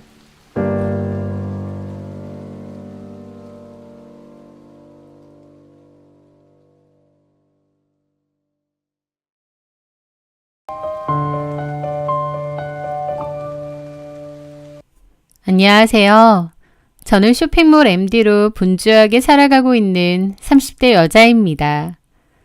오늘은 제 인생에서 가장 짧고도 강렬했던 결혼 생활, 그리고 그 끝에서 제가 직접 마주해야 했던 믿을 수 없는 배신과 통쾌했던 마지막 반전에 대한 이야기를 풀어놓으려고 합니다. 어쩌면 누군가에게는 막장 드라마보다 더한 이야기로 들릴지도 모르겠네요. 제가 전 남편 하민태를 처음 만난 건 지인의 소개를 통해서였어요. 하민태는 자신만의 개성이 뚜렷한 개인 미용실을 운영하는 젊은 원장이었고, 처음 만난 자리에서부터 유머러스하고 활기 넘치는 모습으로 제 마음을 사로잡았습니다.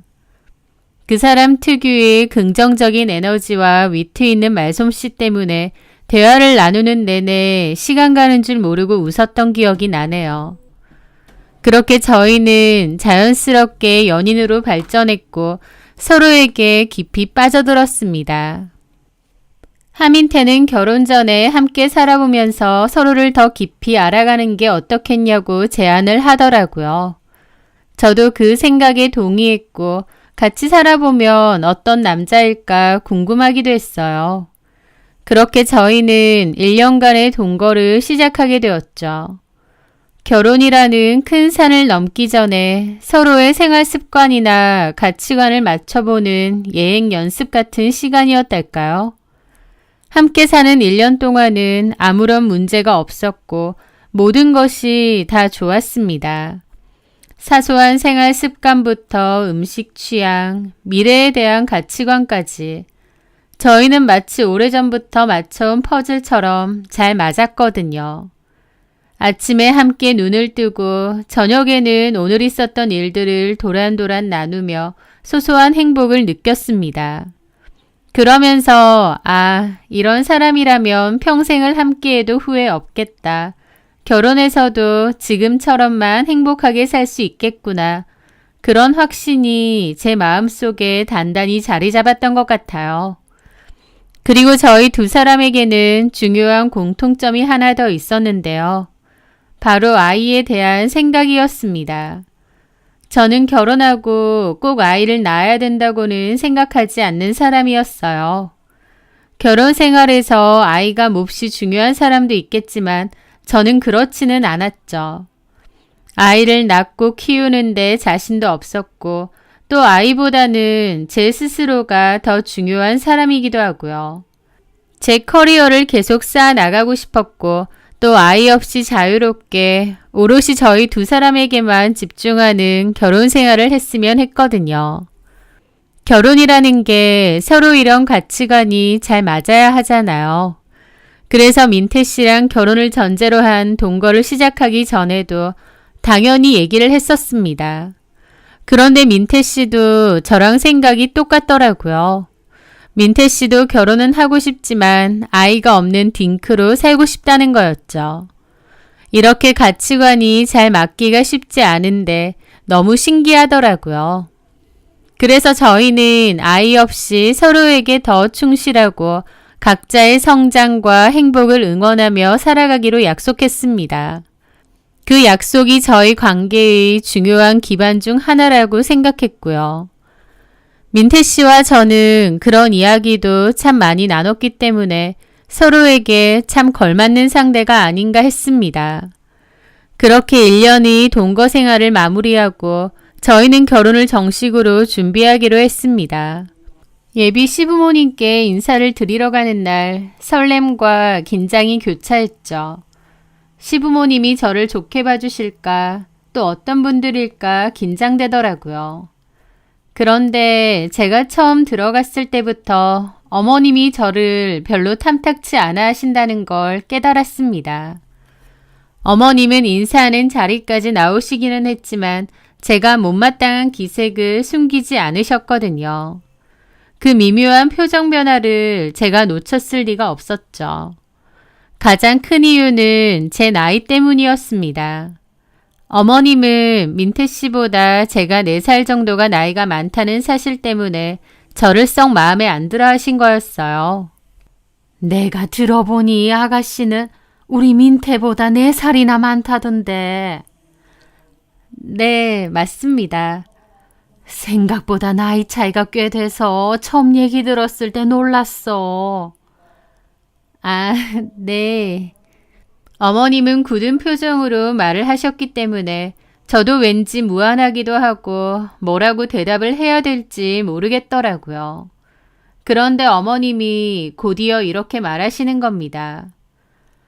아휴, 나이 때문에 조금 그렇긴 했는데 아무래도 나이가 있으면 나중에 애 갖는 게 쉽지 않을 거잖아. 그게 좀 걱정이네. 라고 하시는데 저는 당황할 수밖에 없었죠. 저는 이미 민태 씨와 결혼 후 아이 없이 살기로 얘기가 다 끝났기 때문에 당연히 민태 씨가 자기 부모님께도 저희의 확고한 계획을 미리 전달했을 거라고 믿고 있었어요. 저는 진작에 저희 부모님께 다 말씀드렸거든요. 그래서 좀 당황해서 민태 씨를 봤는데 못 들은 척 물만 마시고 있더라고요. 저는 어색한 미소를 지으며 어머님께 말씀을 드렸습니다. 어머니, 민태 씨한테 못 들으셨나요? 뭘? 저희 결혼해도 아이 없이 살기로 이야기 나눴거든요. 민태 씨도 그 점에 동의했고요. 저는 최대한 놀라시지 않게 웃으며 차분히 말씀드렸습니다. 그런데 어머님이 너무 놀라시더라고요. 그게 뭔 소리야? 아이 없이 살아? 네. 아니, 누구 맘대로? 네? 저희 결혼인데 어머님은 누구 맘대로 그렇게 하기로 했냐고 물으시는 겁니다. 그 모습에 저도 또 당황했죠. 너네들끼리 그렇게 결정했단 말이야? 부모들한테 물어보지도 않고? 저는 어머님의 다그침이 당황스러워서 민태 씨를 봤는데 모르는 척하고 있는 겁니다. 그 모습이 너무 얄밉고 열받더라고요. 이런 얘기는 당연히 자기 부모님께 먼저 얘기했어야 되잖아요. 그런데 하민태는 쏙 빠져있고 저만 곤란한 상황이었으니까요. 그쪽 부모님도 아셔? 네, 말씀드렸습니다. 괜찮으시대? 네, 저희 부모님은 저희 의견을 존중해 주신다고. 아니, 존중해 줄 게 따로 있지. 어떻게 자식 문제를... 나 너무 당황스럽네.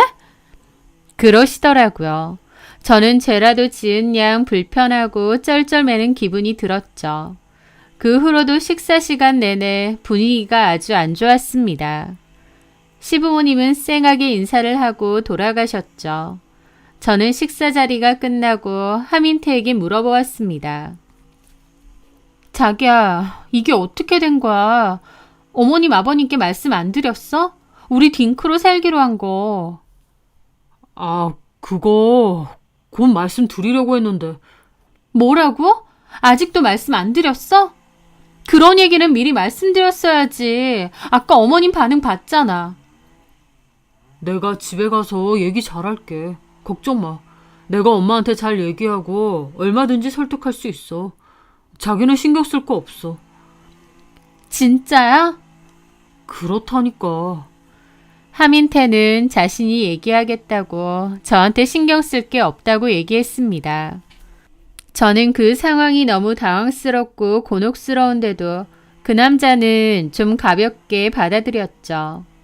저도 그때 그 일을 진지하게 받아들이고 확실히 짚고 넘어갔어야 했는데 하민태가 한다고 하니 하겠지 했습니다. 그 아니람이 결국 모든 문제의 시작이 될 줄은 꿈에도 모르고 말이죠. 어쨌든 그 결혼 준비 기간 동안 어머님은 아이 문제에 대해 더 이상 언급이 없으셨어요. 그리고 저희는 예정대로 결혼식을 올렸죠. 그러나 그 평화는 정말 잠시뿐이었습니다. 결혼하고 신혼생활이 시작된 지 얼마 되지도 않아 어머님께서는 본격적으로 손주 타령을 시작하셨거든요. 그날은 주말이었고 남편은 주말에 더 바쁜 직업이었기에 출근을 했습니다.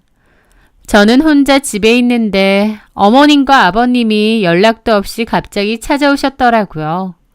이 근방에 지나가면서 잠깐 들르셨다고 하면서요. 그런데 어머님 하시는 말씀이 정은아, 요즘 몸은 좀 어떻니? 컨디션 괜찮아? 네 나이도 있는데 바로 아기 가질 준비해야지. 때를 놓치면 안 된다. 그러시는 겁니다. 저는 어머님의 말씀에 너무 황당해서 말문이 막혔습니다. 네? 어머니, 그게 무슨 민태 씨한테 못 들으신 거예요? 뭘? 민태가 무슨 말을 해야 되는데? 그때도 말씀드렸지만 저희는 아이 안 갖기로 했는데 제 말에 어머님은 못 들을 말이라도 들은 양 미간을 확 찌푸리시더라고요. 뭐야? 아니 너 아직도 그런 소리를 하니? 내가 그때 그건 좀 아닌 것 같다고 하지 않았니? 그리고 나서 민태도 그렇고 너도 그렇고 아무 말 안 하길래 그냥 아이 갖기로 마음 바꿨나 보다 그랬는데 갑자기 무슨 뚱딴지 같은 소리야? 라면서 버럭 소리를 지르시는 겁니다. 그러면서 너 생각 고쳐먹어라. 누구 맘대로 남의 집 귀한 데를 끊을 생각을 해.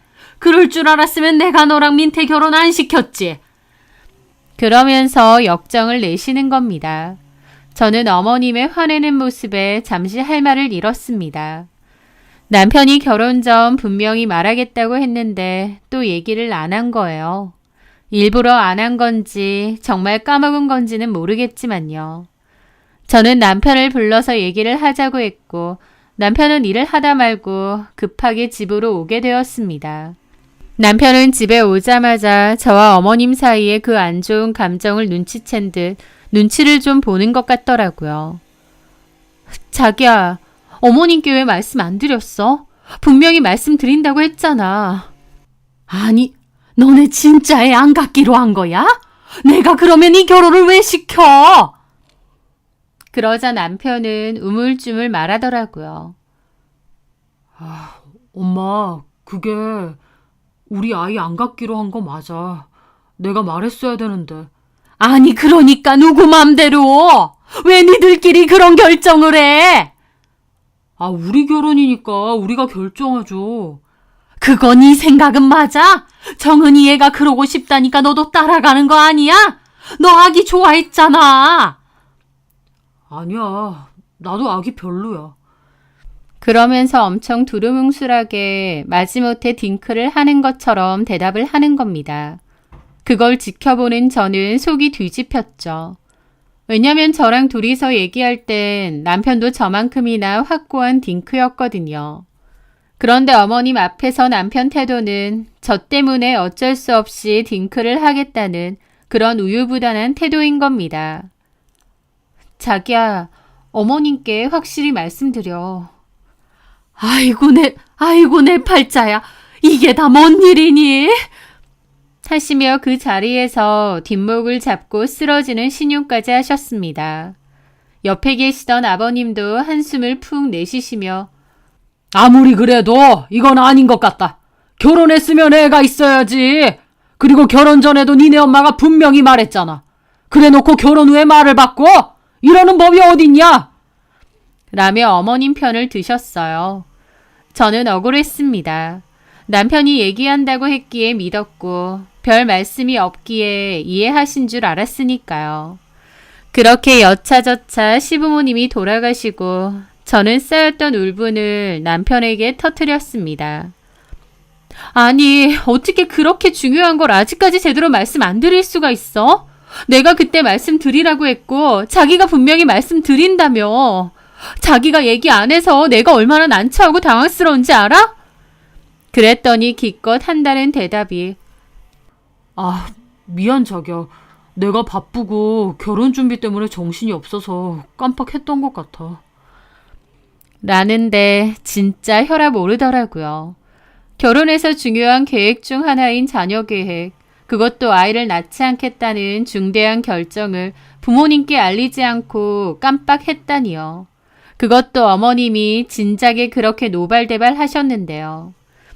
그 순간 저는 남편에 대한 깊은 실망감과 함께 앞으로 닥쳐올 시련을 예감하지 않을 수 없었습니다.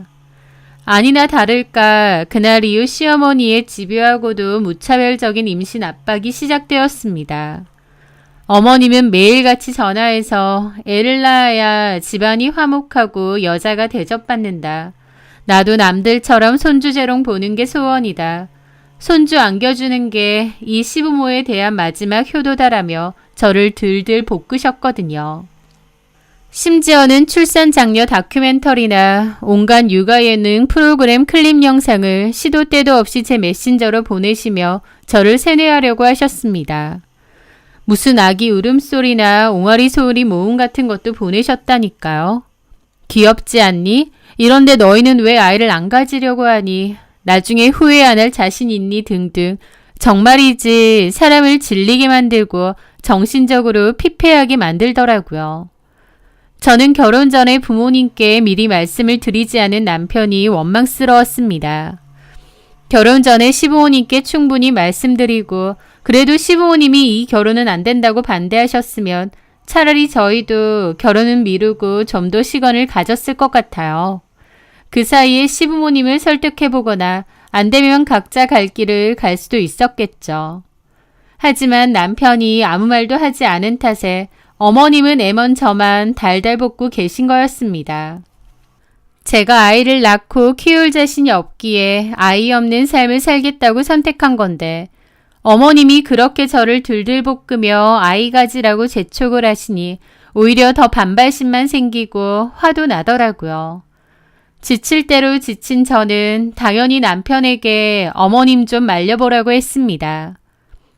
자기야, 어머님이 자꾸 수시로 연락해서 아이 가지라고 사람을 너무 힘들게 하셔.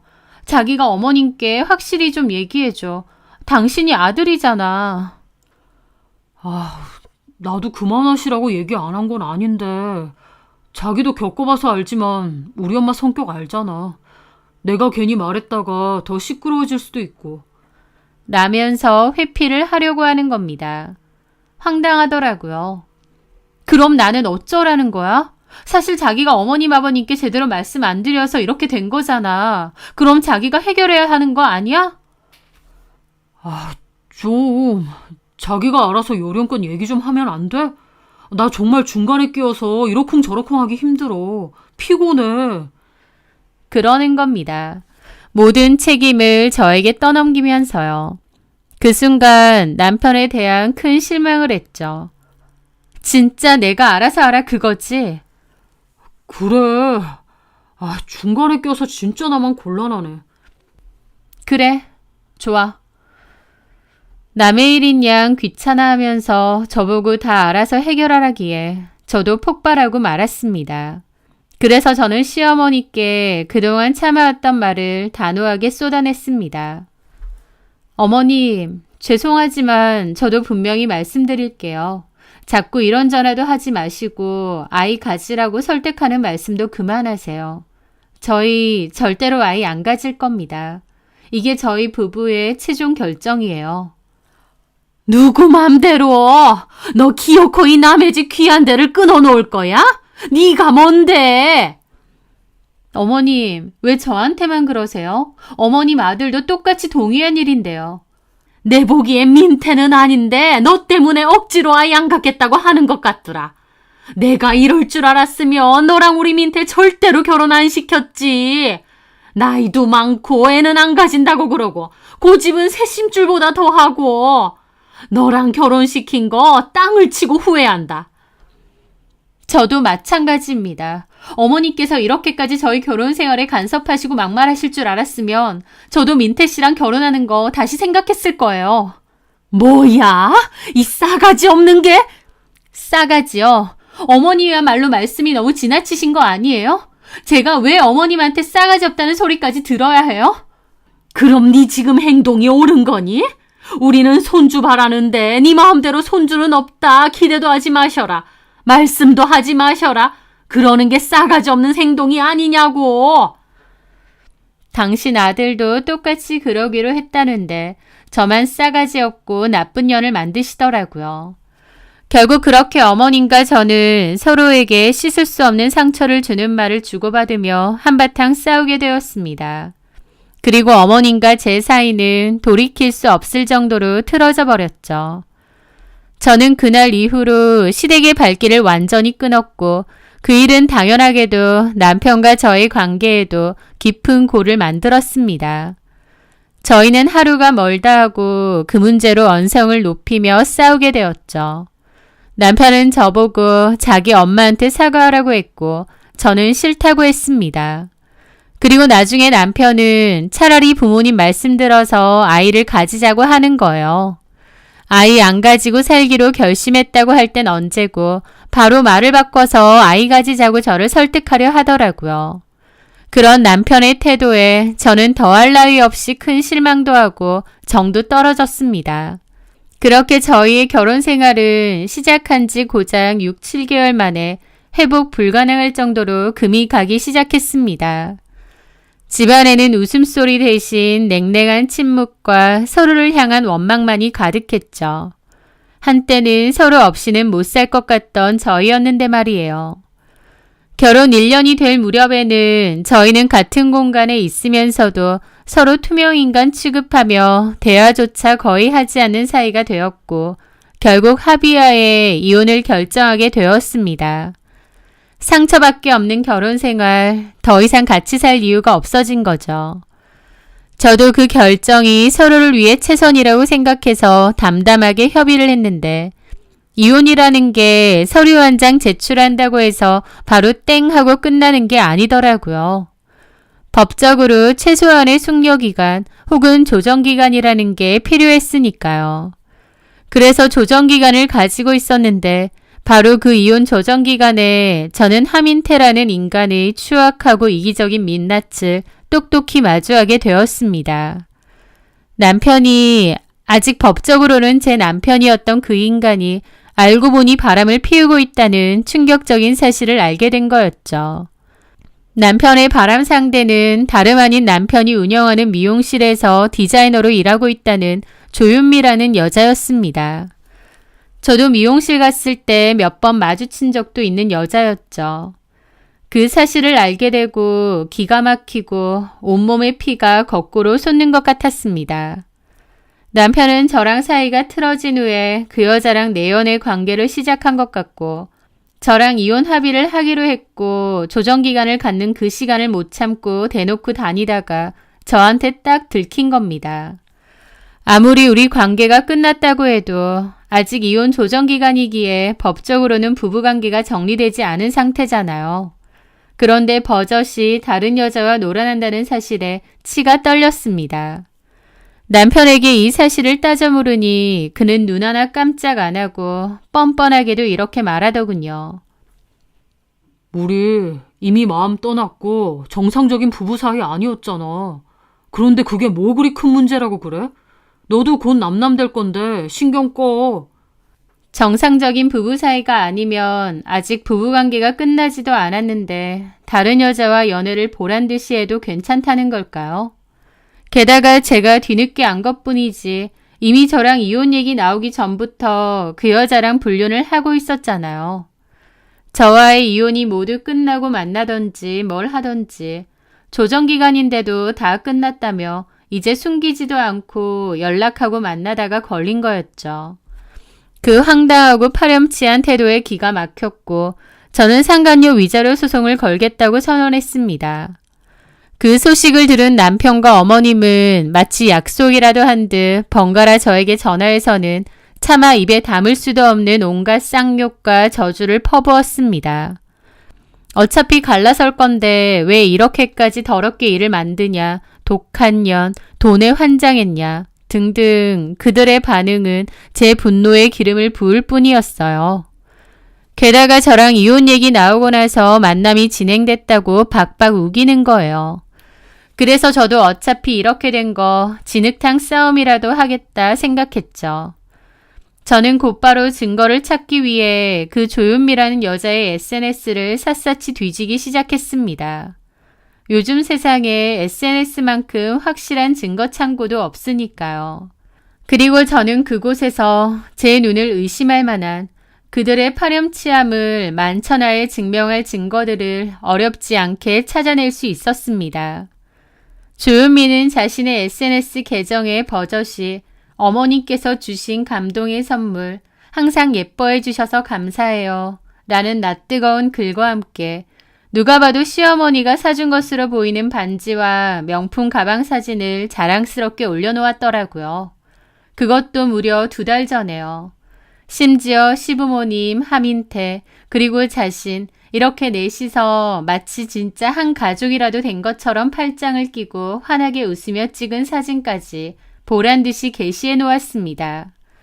그 사진 밑에는 사랑하는 우리 어머님, 그리고 내 사랑 민태 씨와 함께 이런 닭살 돋는 멘트까지 달려 있었죠. 저는 그 모든 게시물을 하나도 빠짐없이 날짜와 시간이 나오도록 캡처했습니다. 이것들이 바로 그들의 뻔뻔하고 부도덕한 관계를 입증할 명백한 증거들이었으니까요.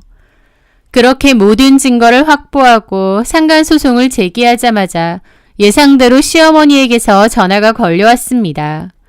그 목소리에는 분노와 악의가 가득했죠. 야, 이 지독한 년아. 어차피 이혼 도장 찍기로 한 마당에 우리 민태 앞길을 막으려고 상간소송까지 걸어야겠어? 누구더러 지독하다고 하시는 거예요. 이혼 얘기 전부터 바람피웠고 조정기간 그거 얼마나 된다고 그새를 못 참고 상간녀랑 당당하게 연락하고 다니다가 들킨 건 어머님 아들이잖아요. 그리고 어머님 아버님도 그 여자랑 이미 왕래하고 지내셨죠. 진짜 너무들 하시네요. 기가 막혀서 너는 그 심보를 그따위로 고약하게 쓰니까 결국 이혼 당하는 거다. 알기나 해? 이혼 당하는 게 아니라 제가 이혼하는 거죠. 그리고 이혼 사유에 어머님과 어머님 아들의 책임도 분명히 있다는 거 잊지 마세요. 아이고, 웃기고 있다. 나는 너같이 재수없고 싸가지 없는 년 말고 천사같이 예쁘고 참한 우리 윤미 새며느리로 들여서 손주 많이 보고 행복하게 살 거다. 우리 윤미가 얼마나 착하고 어른 공경 잘하고 싹싹한지 너랑은 차원이 달라. 너보다 나이도 한참 어리지. 얼굴도 예쁘지. 애교도 많지. 진짜 너 같은 뻣뻣한 나무 조각이랑 비교하는 것 자체가 우리 윤미한테 미안할 지경이다. 우리 민태가 진작에 너 같은 거 말고 윤미랑 만났어야 했는데 너 같은 악독한 거랑 엮여서 이게 다 무슨 고생이야. 너랑 우리 민태는 처음부터 만나지 말았어야 할 악연이야, 악연. 나는 우리 착한 윤미 며느리로 얻어서 토끼 같은 손주들 줄줄이 낳고 오순도순 행복하게 살 거다. 네, 마음대로 하세요. 그리고 저야말로 그 집안이랑 엮인 게 제 인생 최악의 악연이라고 생각하는 중이거든요. 그럼 끊겠습니다. 그렇게 어머님과의 지긋지긋한 통화를 마치고 나니 오히려 마음 한구석이 후련해지는 것 같기도 했습니다. 그러던 와중 정말 기가 막히고 코가 막히는 장면을 제 두 눈으로 직접 목격하게 되었습니다. 친정 엄마와 함께 오랜만에 외식을 하러 나갔는데 바로 저 앞 테이블에서 어머님과 그 파렴치한 상간녀 조윤미가 마주 앉아 다정하게 식사를 하고 있는 거예요. 어찌나 살갑게 이야기를 나누고 웃음꽃을 피우던지 누가 보면 다정한 모녀지간인 줄로 착각할 정도였습니다. 아직 저와 남편의 조정기간 중이고 상간녀와 남편을 상대로 위자료 소송까지 했는데도 보란듯이 저렇게 다니는 게 어처구니가 없어서 헛웃음만 나왔죠. 저는 그냥 그 불쾌한 광경을 못 본 척하고 식사를 계속할까 하다가 갑자기 속이 좋지 않아 잠시 화장실에 가게 되었어요. 그런데 화장실을 갔다가 나와서 손을 씻는데 제 등 뒤로 급하게 조윤미가 지나가는 거예요. 저를 미처 못 본 것 같더라고요. 그러더니 화장실 칸 안으로 급히 들어가선 누군가와 통화를 했습니다. 그래서 저는 조윤미 통화를 우연히 엿듣게 되었는데요. 그런데 그 통화 내용이 어딘가 좀 이상하더라고요. 엄마가 주말에 꼭 갈게. 우리 아들 조금만 참고 기다려. 엄마가 나중에 너 꼭 데리고 와서 같이 살 거야. 그때까지만 잘 지내고 있어. 사랑해, 우리 강아지. 저는 어리둥절했죠. 아들? 데리고 와서 같이 산다고? 순간 제 머릿속에서 수만 가지 생각이 스쳐 지나갔습니다. 이미 상간소송도 했고 그냥 모른 척할 수도 있었지만 그 이상한 통화가 너무 궁금해서 견딜 수가 없었어요. 엄마라뇨. 그래서 저는 너무 궁금한 나머지 고민 끝에 사설탐정사무소에 조윤미에 대해서 알아봐달라고 의뢰를 했습니다. 남편과 바람난 상간녀의 비밀이 뭔지 알아야겠더라고요. 그리고 얼마 뒤 상상조차 하지 못했던 엄청난 사실들을 알게 되었죠. 그 시간이 흘러 상간소송은 당연히 제 완벽한 승리로 끝났습니다. 저는 남편과 조윤미로부터 위자료를 받아낼 수 있었어요. 물론 그 위자료의 출처는 뻔하죠. 어머님, 아버님이 아들 대신 그리고 예비 며느리 대신 다 내주셨을 겁니다. 모든 법적 절차가 마무리되고 드디어 서류상으로도 그들과 완벽한 남남이 된 날 어머님, 아니 전 시모에게서 전화가 왔더라고요. 내가 깜빡하고 있었는데 그때 너 결혼한다고 내가 팔찌 하나 줬었지? 그거 다시 택배로 보내든 돌려보내라.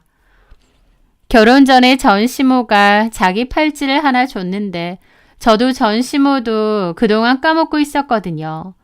저는 알겠다고 택배로 보내겠다고 했습니다. 그런데 그렇게 끊으면 되지 전 시모가 저를 약올리더라고요. 이제 이혼녀 됐네? 속 시원하니? 네 성질에 재혼을 할까는 모르겠다만 다음부터는 애 안 가지고 싶으면 꼭 얘기 먼저 해라. 뒤통수 치지 말고.